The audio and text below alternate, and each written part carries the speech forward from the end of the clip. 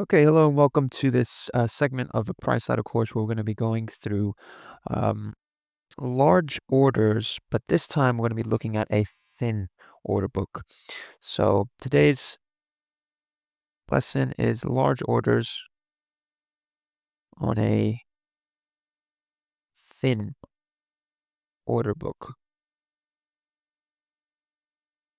And this is obviously very interesting because we've taken a look at what it looks like when a very large order comes into a rather thick market, such as the Euro stocks. And now we're going to take a look what it looks like in a pretty thin market. So the market we're looking at in particular is the gold futures. And as you can see, just from this ladder over here on my right, you can see specifically that the ladder is relatively thin. So what I mean by thin is the offers are quite small. Sorry for that again, that keeps happening for me for some reason.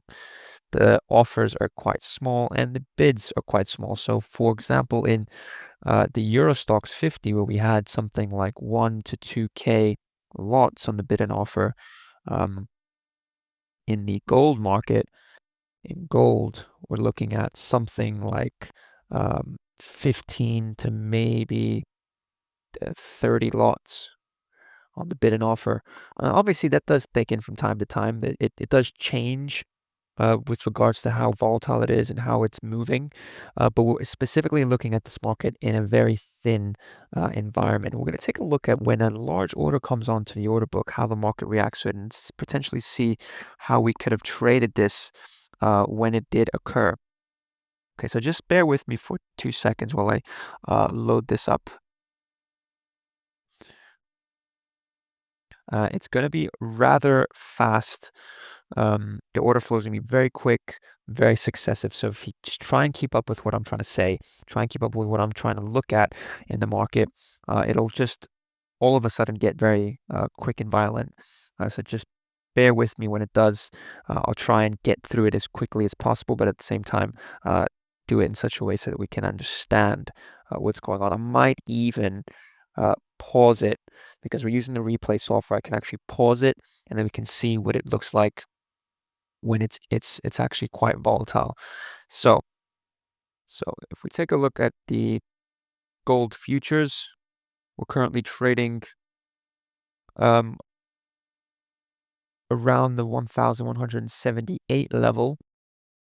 It seems as if, we're moving closer and closer to the lows of the day. If I'm not mistaken, that is the low of the day. So it seems like here we go. The low of the day just updated now. So we're actually trading, this is the low of the day. We've just seen a massive blip in the market. Now we see a very big offer just come into the market. So I'm going to pause it there. So someone has just come into the market, just so we get this straight. This is going to happen very, very quickly. In this particular setup, someone sold a load of gold futures at market, pretty much because we saw a massive blip. That's basically an indication that someone just sold that market, and he's been left, as you can see here, he's been left actually with some of his order left on the offer. So he's actually sitting on the offer now after he's just taken out. If we just scroll this here, you could take a look. The lows were somewhere around here. And you can see the move from his selling is taking us all the way down to this area. Now he's sitting on the offer with 1,700 lot. Now, comparatively, with respect to all of the other bids and offers in the market, he is massive. So he's a very, very big offer. But you have to understand what the market has just done. To put it into context, after that guy just sold that many contracts, we saw a big blip in the market. So now we know that the market is somewhat undervalued. Because what happens when you get a massive blip in the market. The market's now trading. It hasn't had time to auction. It's just blipped. It's come completely out of value. It hasn't auctioned any of the prices above. So we have to keep in mind that to the upside, there's probably some levels that the market still wants to auction off, unless he has a lot more size to do. So we'll just play it off from here. The strategy on this is obviously the same as every other one. We're front running him right in front. We're just trading 117.50 here. So we're looking to potentially get an offer up here and take it for a few ticks. So let's just resume this video and bear with me just to kind of understand what I'm trying to do here on the order book. So we're offering some contracts here. I won at 1,175. We're hoping to get a fill here just in front of this this offer here. We're not trying to do too much size because we know there's a lot of it to trade above. But at the same time, so now we've just been filled. We're going to try and get some of these bids out. We'll take 20 off of the 25 and we'll leave the other 5 on just to, for argument's sake, to see if we can get a little bit more out of it. So we've taken that out now. We've taken 15 off. We've just got a few more. And if that wiggles down, we're going to have to try and get out here because it's just come out and we've got to try and get out of this, the rest of our position. We've got 2 lot on. We can just hit that at market because we don't want that anymore. But effectively, on the majority of our position, from the area where we actually got filled, we managed to take a decent scalp. Now remember, just like we mentioned in the previous video about the Euro stocks, from a strategy perspective, again, we're seeing a very similar theme play through from a strat perspective. So we sold 1 tick in front of large offer.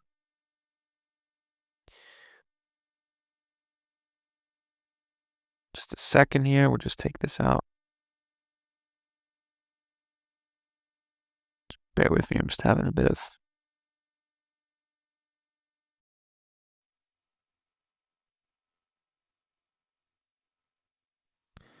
There we go.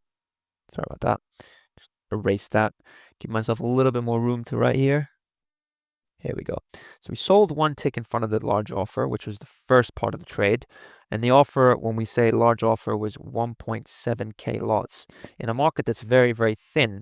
So we have a bit of confidence that when we get there, there's other traders who are going to be trading off of that big offer as well. And we took between 3 and 5 ticks.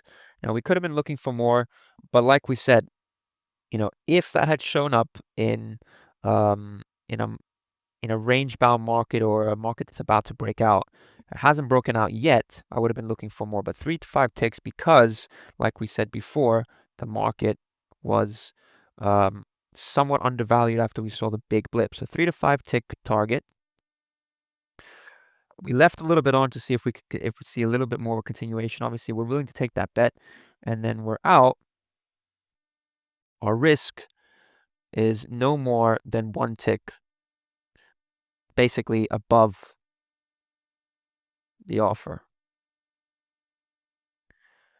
Now, like we saw in the last one, as soon as we saw a lot of the size trade through that offer, so now we've traded all the way back up to that area, the scene of the crime. It's a different trade setup, but as soon as we saw, back to what I was saying before, as soon as we saw the offer here, and we're sitting here at this price, is 1.7K lots.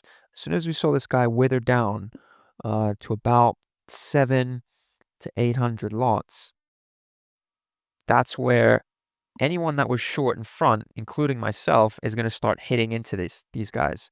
So if anyone's gotten short in front with a 20 lot, if there's, let's say, 10 people short with a 20 lot, just like me, you know, they'll start covering, and at the same time, you'll see 200 lot trade into that, you know, 200 lot that'll go wither down to a 500, and then anyone that's really seeking any liquidity at all, they could just start lifting that quite easily, and that's also a trade setup in itself. I mean, if we were to replay this again and trade it from the other side, you could also see there's another setup in there, and Actually, I'll just go through that with you guys right now. If you just bear with me for about 20 seconds, we'll try and load this up again and basically trade it from the other side, and we'll see if there's also a trade set up in that.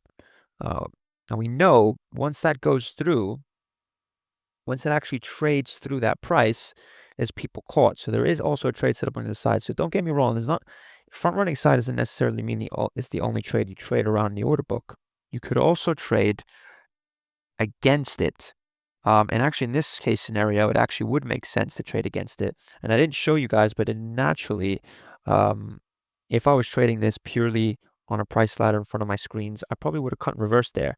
And when I say cut and reverse, I mean, I would have been short. And as soon as I took that out, I would have been hitting long at this price here, just above it. Just with everyone else trying to get out of their shorts, would have been anticipating that, and hopefully looking for a move back up. So let's just see how we would have traded that in the other direction, for example. So this is just before the blip.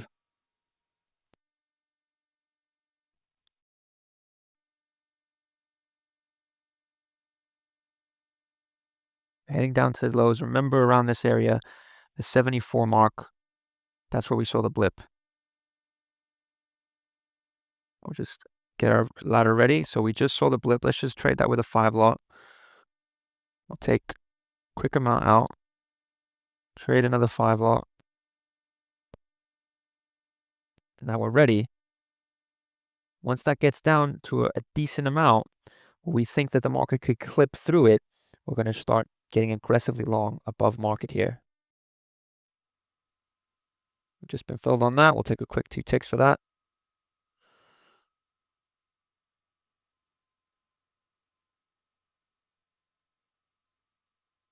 We've just taken those 2 ticks.